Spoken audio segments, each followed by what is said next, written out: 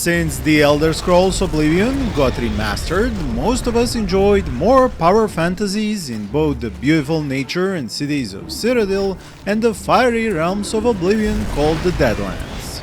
But us, RTS fans, never got such an opportunity, until the amazing modders who work on the battle for Tamriel finished their newest faction.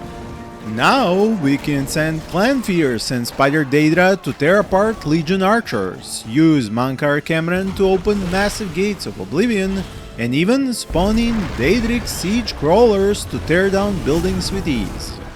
This is all possible with the use of the all-in-one launcher, which lets you install this mod onto Battle for Middle-earth 2 with a single click. I will leave the link and instructions in the description, because I have a lot of amazing units and Oblivion powers to showcase to you.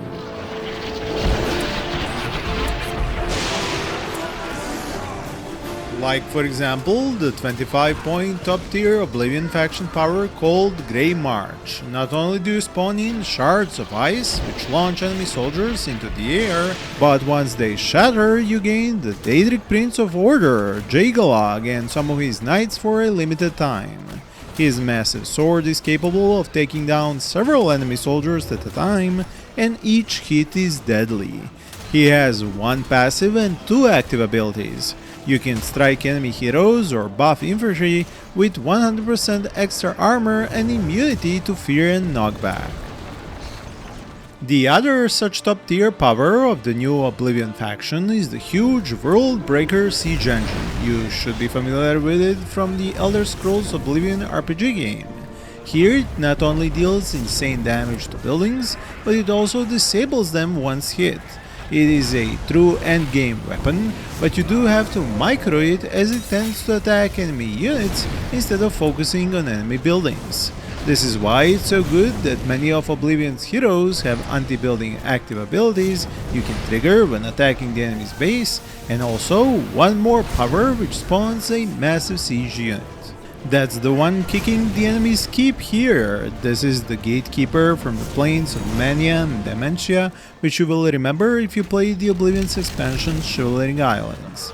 The Abomination of the Isles is the name of the power, which summons him at the cost of 15 points to unlock. He can smack units good too with his Stomp active ability. There are many more powers this faction has available, and I will leave you to discover most on your own.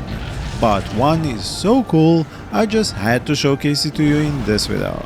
This is the Boetia's Ritual, a statue of that Daedric prince as it was seen in Skyrim, which is a slight oversight.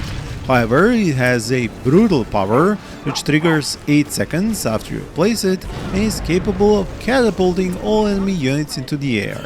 Before I talk about Oblivion faction's heroes and their powers, I want to showcase one of the most useful features of this faction. As you know, Gates of Oblivion are one of the most memorable features of the Elder Scrolls 4 Oblivion, and they are not only used as resource gathering buildings in the Battle for Tamriel mod, but also as a way for this faction's units and heroes to move around the map. They pop into a gate and then they can exit out of any other gate on the map. Using this great feature allows you to reinforce your armies in the field with fresh units without constructing unit recruiting buildings closer to the front. It is also useful if your own base is under siege and you have to bring your army home to defend it. But since resource generating buildings have to be spread around the map in Battle for Middle-earth 2, this feature also comes in handy to defend each portal, as the AI is very good at attacking those all over the map. There is also a tech upgrade for those gates which you can buy, and it lets them burn enemies which come close. You can see this better if I use the Imperial City map with grasslands rather than the wastes of Deadlands. On the map you can also capture shipyards and recruit ships, which add naval units to the mix. Here I can show you one more feature of the Oblivion faction, which is located inside their main keep. Here you can choose a boon or blessing from the Daedric princes. There are 10 of them to choose from, and the tooltips show you which bonuses each gains you, along with an additional expensive but powerful hero you can recruit. On that note, there is a good variety of lore-accurate or inspired heroes in this faction. Each costs more than the previous one and has more powerful abilities. But one warning before I list them out.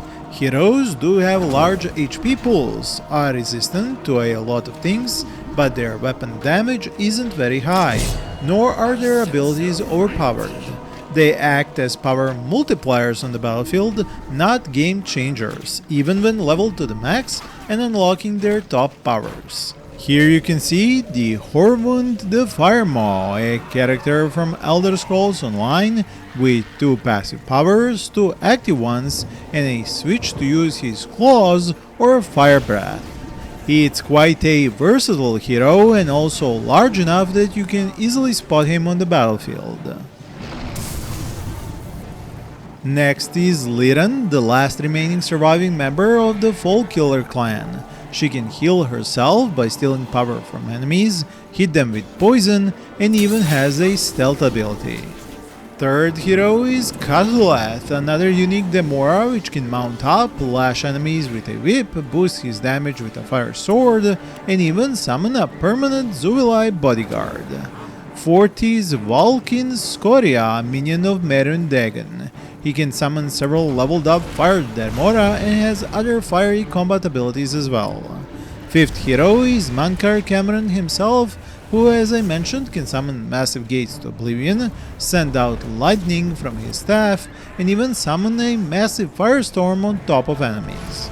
I will let you discover the additional heroes hiding behind Daedric Princess boons for yourselves.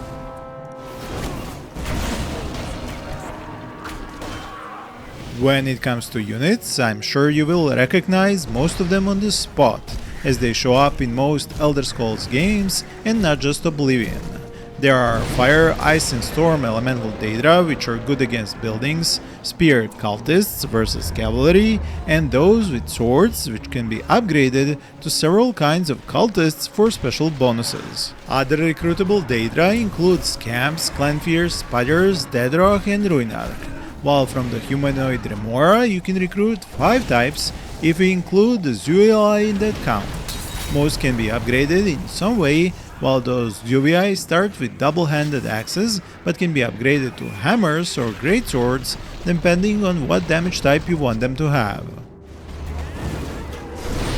Sword versus spear, spear versus horse, horse versus bow, and bow versus sword gameplay is very pronounced in this mod and the game on which it was built upon. Horses will die in a single charge against spears, while those same horses will just trample an archer unit in one charge. It takes a lot of micro to pull off a good trade in a battle, and the small models and even smaller hitboxes for the mouse make this quite difficult. Since playing the Siege of the Imperial City is a really fun experience, I do have to warn you that the AI might not be able to play as the defender on that map. If you put the Empire as the AI and you take the Oblivion faction to invade the capital. So if you want to recreate the battle from the RPG game and make it even more intense, you should play as the Empire faction and put 3 AIs as the Oblivion faction to besiege you.